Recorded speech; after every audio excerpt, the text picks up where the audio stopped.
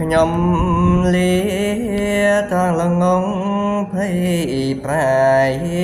ឆ្ងល់ធុញវិមីចងោអិតកាខ្ញុំលាស្មារតីសាធាសដីកិច្ចការពុំចាំនោះហងខ្ញុំលា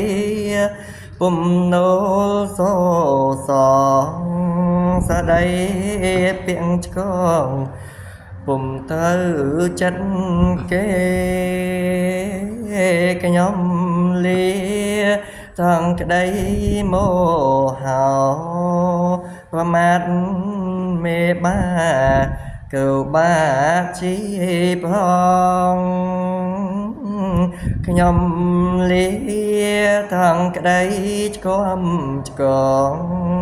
ប្រមាទសង្ឃផងព្រះពុទ្ធព្រះធម៌ខ្ញុំលាទាំងចិត្តសាហាសហៅអង្គចាបន្ទន់ក៏បាន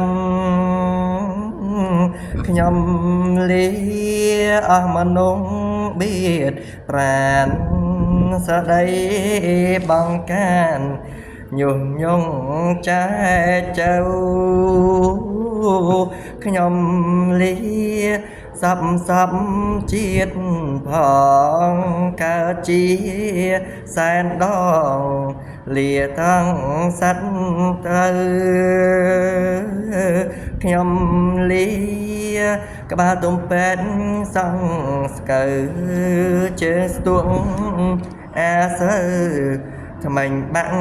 ខ្វាំងល្ងងខ្ញុំលាវា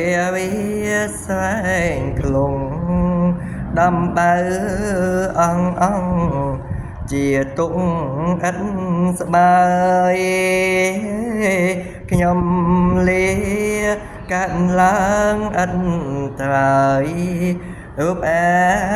កងហើយក្លិនក្តាំងឆ្អៀតផងខ្ញុំលាអង្គទាំងនោះហងសារពើឆ្គាំឆ្កងហៅអង្គកងសលខ្ញុំលាភរិយាអាក្រក់នៅស្ថានឥតសុខជាទុកឯងហងខ្ញុំលាបើមានទ្រព្យផងអាក្រក់នោះហងកុំតាយល់ឡើយខ្ញុំលានឹងជាបងកើយបាពីទុកអើយកុំមានឡើយណាខ្ញុំលាវេភ័យវេកាត់ឡើងកាលណាថ្ងៃល្អសាច់ផងកើតសុខនឹងក្តីបំណងលៀងថងនោះហងកុំកើតមាំងឡើយសូមអភ័យទោសចំពោះរាល់កំហុសខុសឆ្គងលើអក្ខរាវិរុទ្ធ